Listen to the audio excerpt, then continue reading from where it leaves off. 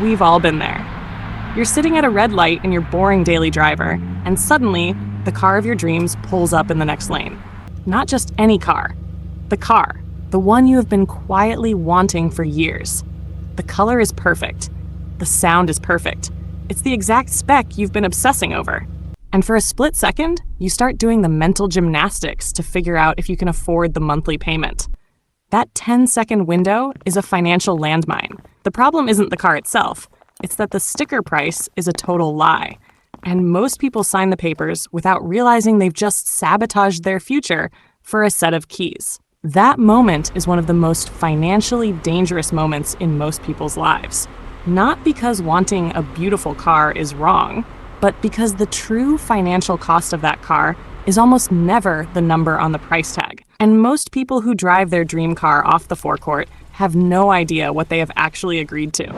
The purchase price is the beginning, not the cost. The first and most fundamental mistake people make when buying an expensive car is confusing the purchase price with the total cost of ownership. Now, let me share my experience when I almost made this mistake. Back then, I was financially illiterate. No one ever told me what the true cost of owning a car really meant. I used to just look at the sticker price and thought that was all you needed to pay. This is how many people in their 20s usually think. I would then think of how much I need to save every month to be able to afford it. So with the excitement I had, after spotting my dream car, I went to tell my mom about it and how long it will take me to be able to buy it. This is when she shattered my dreams by telling me the true cost of a car. And it's not just the price tag. These two numbers are not even remotely the same thing.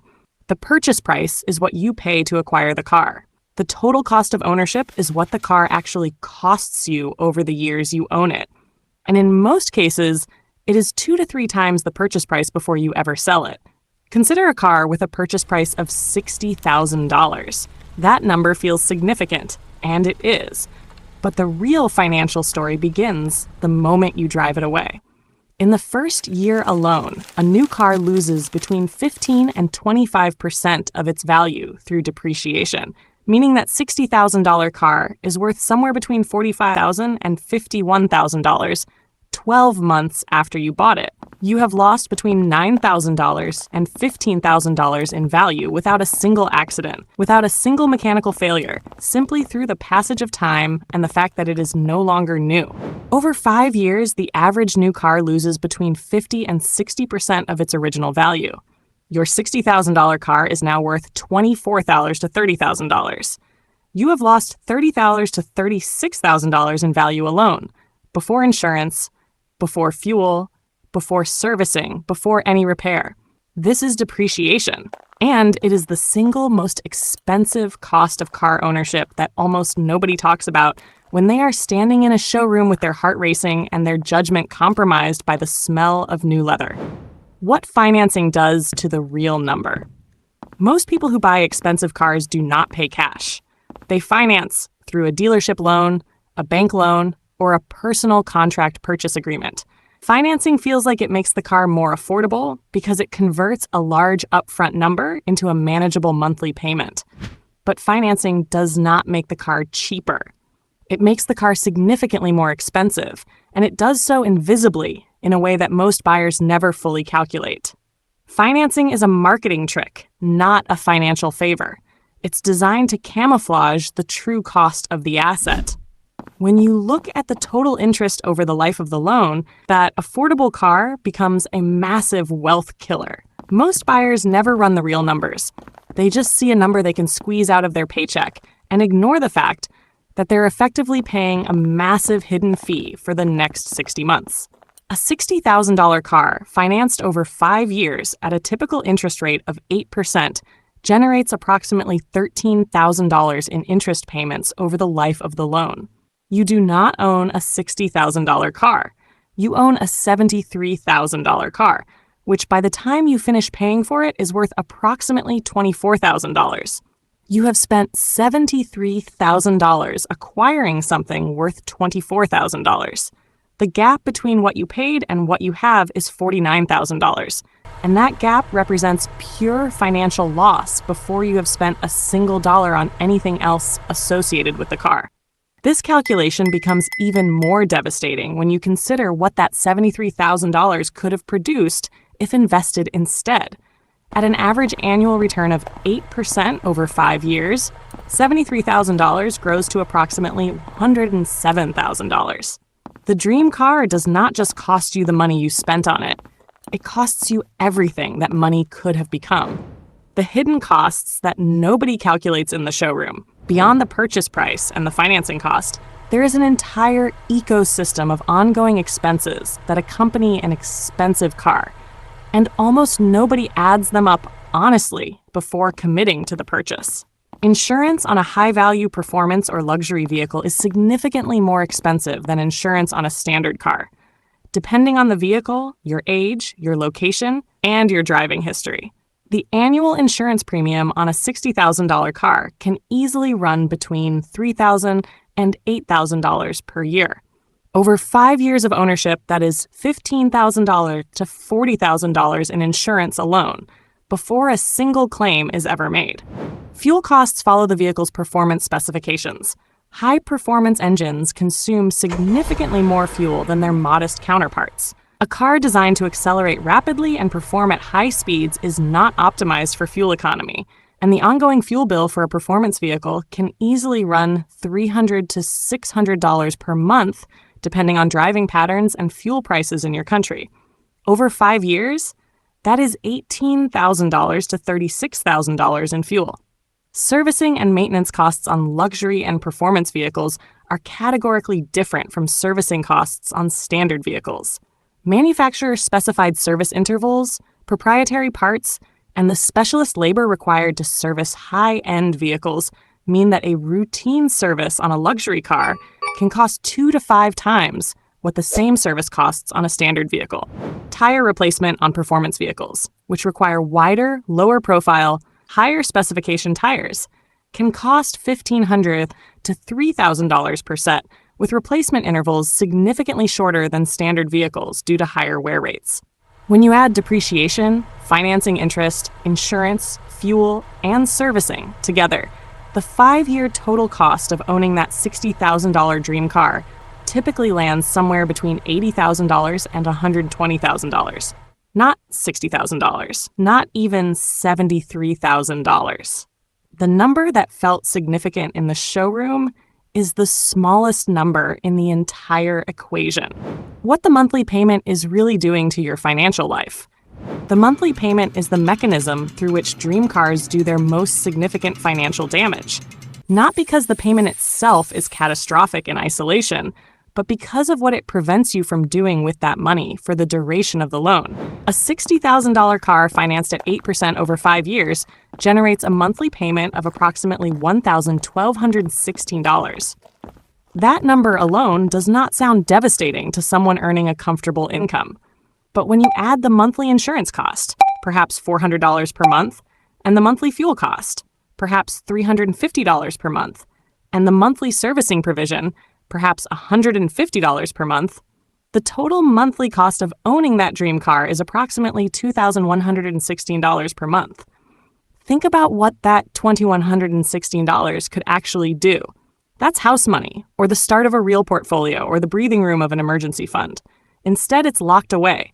You've basically told that cash it can't do anything useful for you until 2031, no matter what other goals or opportunities pop up in the meantime. If that $2,116 per month were invested instead at 8% annual return over 5 years, it would grow to approximately $157,000. The dream car does not just cost you $120,000 in total ownership costs. It costs you $157,000 in investment opportunity. The combined financial impact, what you spend, plus what you fail to build, is over $250,000 from a single purchase decision made at a traffic light. The psychological trap that makes it worse. The financial case against buying a dream car that you cannot genuinely afford is straightforward. But the psychological dimension of the decision is where most people actually lose the argument with themselves. And understanding why is essential to making a genuinely informed choice. Let's be honest, half the reason we want the nice car is for the looks we get in the parking lot. It's about broadcasting success and showing the neighborhood that you know what's cool. We convince ourselves it's about performance, but really it's about the status we feel every time we pull up to a red light or park it at work. The social signal a luxury or performance car sends is constant and effortless. It requires no explanation. It speaks before you do. This social signaling value is real, but it is extraordinarily expensive relative to any alternative. And critically, it depreciates just like the car itself. The social impact of a new luxury car fades as it becomes familiar to the people around you. The novelty wears off within months for both the owner and everyone who sees it. What remains after the novelty fades is the financial obligation, which does not depreciate. The loan payment remains identical in month 48 as it was in month 1. The insurance does not reduce because you have become accustomed to the car. The fuel bill does not shrink because the excitement has worn off. There is also a powerful psychological phenomenon called hedonic adaptation that makes expensive car ownership particularly financially dangerous. Hedonic adaptation describes the human tendency to return to a baseline level of happiness relatively quickly after any positive change, including acquiring something we wanted deeply. Research on major purchases consistently shows that the emotional high of a significant acquisition typically fades within 3 to 6 months. After that point, the car is simply the car. A familiar object that generates roughly the same level of daily satisfaction as whatever you drove before it. But the financial obligation it created persists for years after the emotional benefit has returned to baseline. How to have the car without the financial destruction. None of this means that enjoying a beautiful car is incompatible with financial intelligence. It means that the way most people go about acquiring their dream car is financially destructive. And there are significantly better approaches that deliver most of the enjoyment at a fraction of the true cost. The most financially rational approach to a dream car is to wait until you can afford to buy it outright without financing, meaning the purchase price represents no more than 10 to 15% of your liquid net worth. At that point, the depreciation and ongoing costs represent a leisure expense that your overall financial position can absorb without disrupting your wealth-building trajectory. A person with a net worth of $600,000 who pays $60,000 cash for a dream car has made a meaningful but manageable choice. A person earning $80,000 per year who finances the same car has made a decision that will constrain every other financial choice they make for the next 5 years.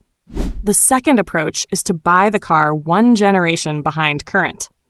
A luxury or performance vehicle that is 3 to 5 years old has already absorbed the steepest portion of its depreciation curve. The car that sold for $60,000 new is now available for $28,000 to $35,000, and it drives almost identically to the new version. You get 90% of the experience for less than 60% of the cost, and you enter the ownership journey at the point where depreciation has already done most of its damage. The third approach is to be honest with yourself about what you actually want from the car. Most people who desire a dream car want the feeling of driving something exceptional. That feeling can often be accessed through short-term rental, track day experiences, or subscription services, delivering the experience at a fraction of the ownership cost without the 5-year financial commitment.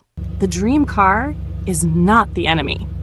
Buying it at the wrong time in your financial life, before your wealth is built, before your investments are working, before your emergency fund is secure, is the enemy. The car will still be available when you can genuinely afford it. Your financial foundation cannot be rebuilt in the same way once the years of compounding you sacrificed to the monthly payment are gone. Buy the boring car, build the wealth, then buy the dream car with money that does not cost you your future. If this video made you think differently about your next car decision, hit that like button. It helps Kraftwise reach more people who need to hear this before they sign. Subscribe for a new money video every single week and keep making the decisions that build the financial life you deserve.